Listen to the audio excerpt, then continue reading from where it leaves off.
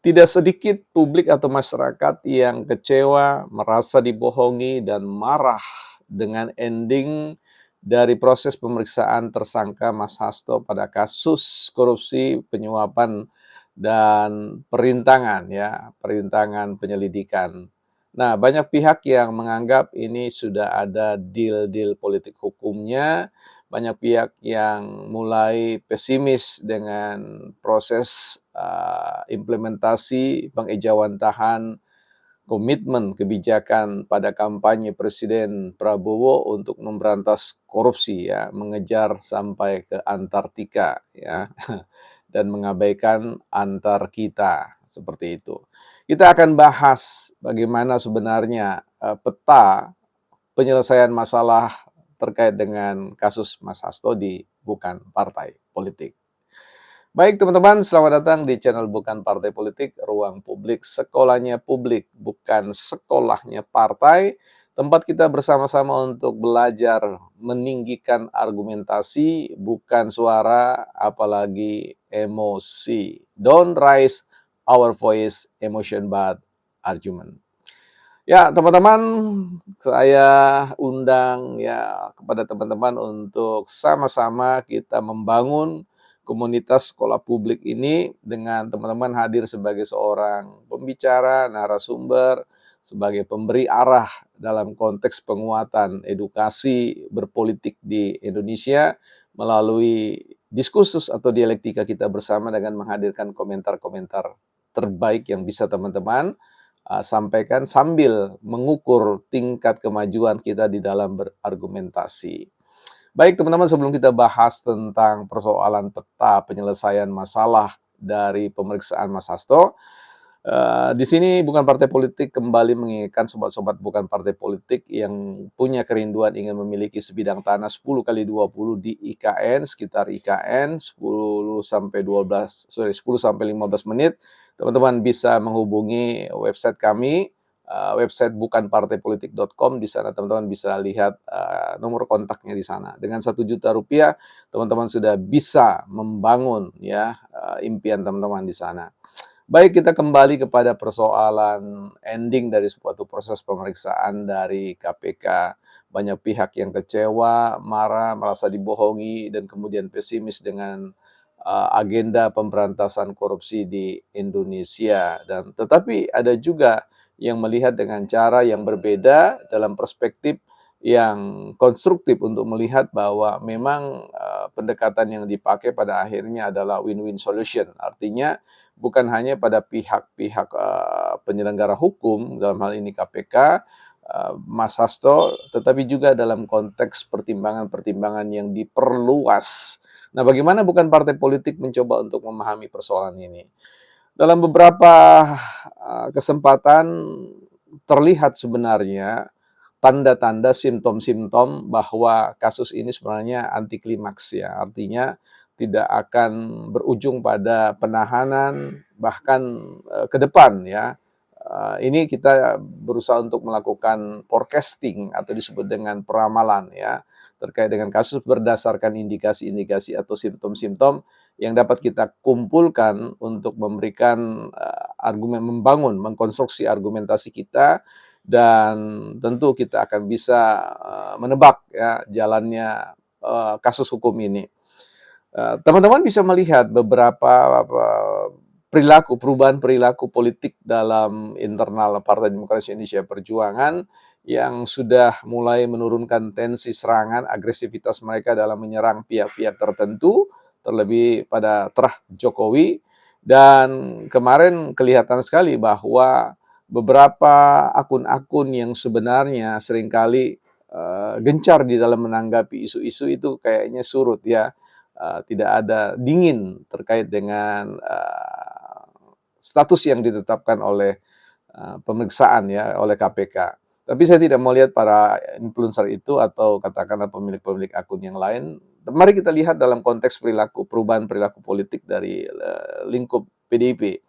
Sebut saja misalkan bagaimana pidato Ibu Megawati Soekarno Putri menyampaikan terkait dengan status relasi atau hubungan beliau dengan Pak Prabowo yang tidak mengindikasikan bahwa beliau berseberangan dengan Pak Prabowo ya. Bahkan di dalam artikel yang saya baca di dalam Kompas itu terlihat sekali ada komitmen ya bagaimana Megawati menegaskan ya, Megawati tegaskan PDIP mitra strategis pemerintah. Ini penting sekali ya, karena bagaimanapun juga Pak Prabowo dan kabinetnya membutuhkan stabilitas politik ya. Stabilitas politik itu artinya jangan sampai energi beliau terkuras hanya dengan persoalan konflik-konflik ini, sehingga beliau perlu menghadirkan perspektif manajemen konflik yang baik yang bisa memberikan support system terkait dengan pelaksanaan pemerintahan yang dilakukan oleh Pak Prabowo. Nah, di sini kemudian kita lihat, gejala-gejala itu terlihat bagaimana ketika elit-elit partai politik dalam Soekarno Run itu menyampaikan terkait dengan posisi yang, memang dinilai oleh beberapa pengamat, sebagai posisi yang kelihatannya sudah menggeser penegasan sebagai oposisi dan berganti sebagai mitra strategis. Dan ini suatu clue atau petunjuk yang sebenarnya, sudah mengarah kepada persoalan yang berkaitan dengan kasus-kasus yang dihadapi oleh Mas Hasto dan yang lain-lain.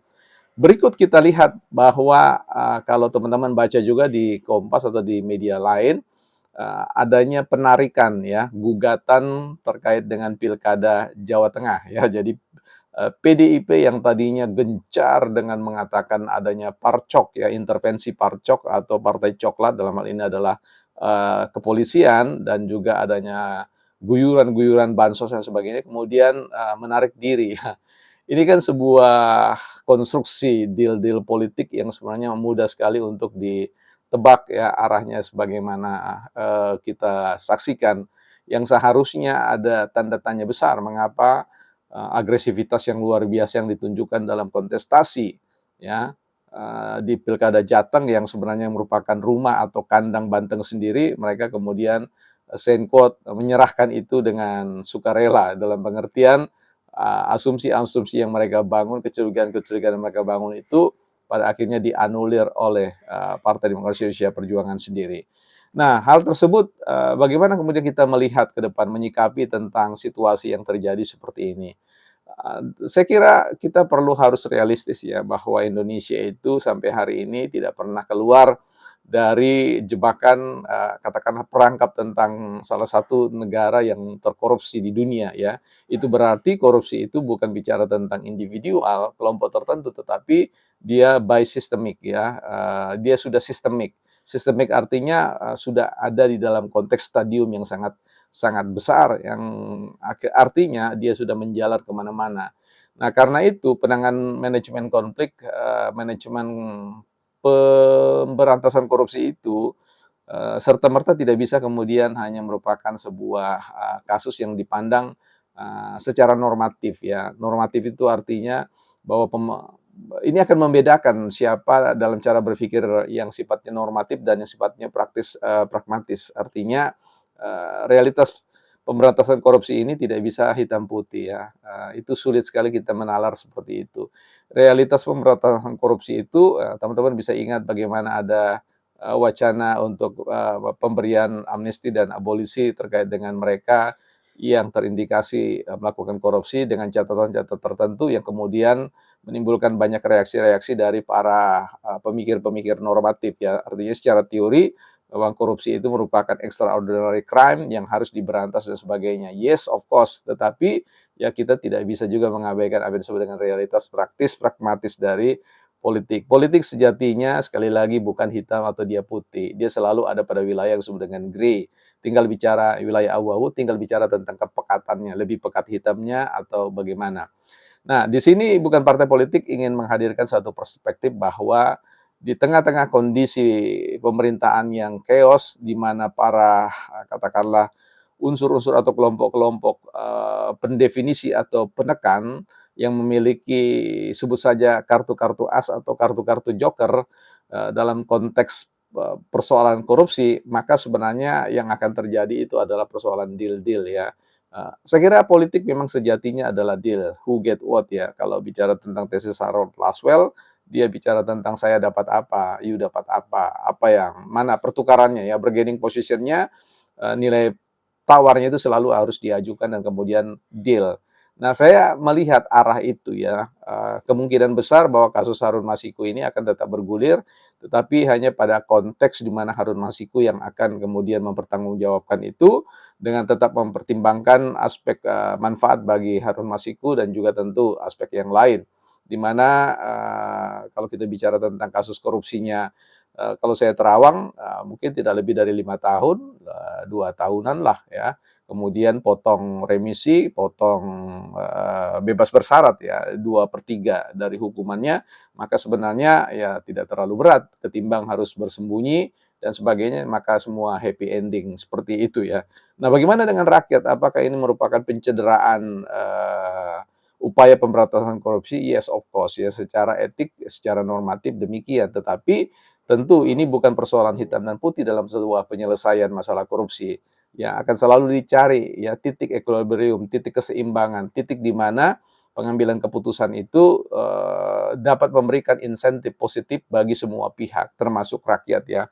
Karena sekali lagi ketika kasus, dalam konteks pertarungan 2 ya, kekuatan atau 3 kekuatan atau lebih yang sama-sama pada akhirnya memiliki kekuatan, maka jalan-jalan, konsolidasi, jalan-jalan kolaborasi, elaborasi dan seterusnya itu akan menjadi sebuah tawaran yang akan dikedepankan. Nah, mengingat, kasus kita ini adalah bukan kasus tentang persoalan perseorangan ya, korupsi perseorangan, dan tentu seperti yang saya katakan tadi, bagaimana Hasto memberikan ancaman terkait dengan data-data yang disimpan di Rusia oleh Bu Kony yang sudah dinotariskan di sana, dan banyak sekali, saya punya keyakinan, ada suatu keyakinan karena ini berbicara tentang korupsi sistemik, maka sebenarnya banyak orang, banyak pihak di dalam itu sebenarnya sudah tahu petanya. Itulah yang dikatakan oleh Pak Jokowi, saya sudah tahu di sana, di sini, di sana, di sini ya.